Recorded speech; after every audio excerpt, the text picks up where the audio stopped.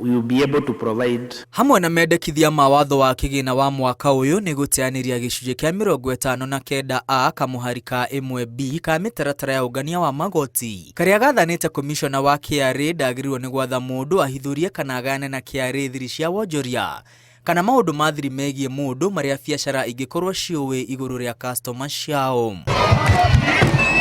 Rĩendekithia rĩrĩ rĩthiĩte na mbere na gũtũngio ũregani mũnene nĩ atongoria na ikundi itiganĩte makiuga ti wĩra wa KRA gũthuthuragia Akenya na gũtonyerera maũndũ matamakoniĩ. Kazi ya KRA inalinda mabiashara na kazi yake ni kuokota kodi kwa sababu nchi itaenda mbele, lakini hawezi pewa ruhusa ati sasa watakuwa wanachukuza Mkenya kila kitu ambaye anafanya. They must have limits.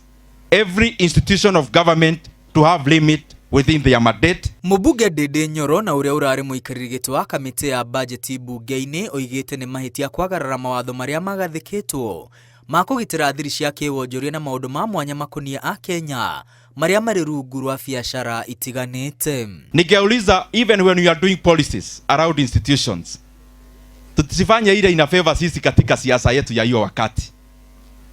Institutions like KRA, institutions kama zile zingine zote, wacha zifanye kazi yao professionally. Currently, there are laws in Kenya that protect every Kenyan when it comes to their data. We cannot afford then to open that floodgate. Ona gĩkundi gĩa gũtetera Akenya kĩa Okoa Uchumi kiugĩte kũrĩ na kĩihu kĩumbĩke gĩa gwĩtĩkĩria KRA gũcũthĩrĩria thiri cia Kenya, makiuga maũndũ ma mwanya maya gũthogwo kũgwa moko-inĩ ma andũ matetĩkĩrĩtio gwata ũhotekeku wa gũthoga gĩthurano gĩũkĩte. Beyond individual privacy, the political consequences are dire. With unrestricted access to vast troves of data, there is a real risk of voter targeting, political profiling, and electoral interference. Ikundi makĩria ya 10 iria iheanĩte mawoni kũrĩ kamĩtĩ ya kĩgĩna hamwe nacio kĩama kĩa mawakiri nĩ ireganĩte na rĩendekithia rĩrĩ ikiuga ũguo nĩ kwagarara watho na mbunge yagĩrĩirwo nĩ gũteanĩria rĩendekithia rĩu. This is an affront to the data protection principles that are enshrined in section 26 of the Data Protection Act. Hĩndĩ ya gĩikaro na komishona mũnene wa KRA, kamĩtĩ ya bunge ĩgiĩ kĩgĩna nĩ ĩtetetie KRA kĩenda kũmenya gĩtũmi kĩao gĩa kwenda kũheo mahinya makĩria.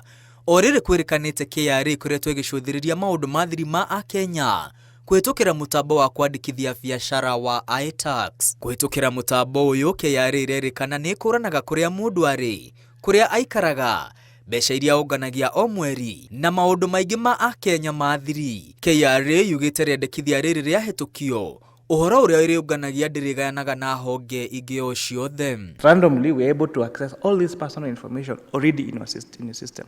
So if you grant the powers that you seek here, how would you guarantee Kenyans that their data will be protected if already all that data will be available online? The objective is not to open and avail data from our side to any other party, but for us to be able to acquire the data that is necessary for purposes of tax adjudication or tax assessment. Kamĩtĩ ya kĩgĩna ithiĩte na mbere kũngania mawoni mbere ya mendekithia mawatho wa kĩgĩna matemanĩtio bunge-inĩ.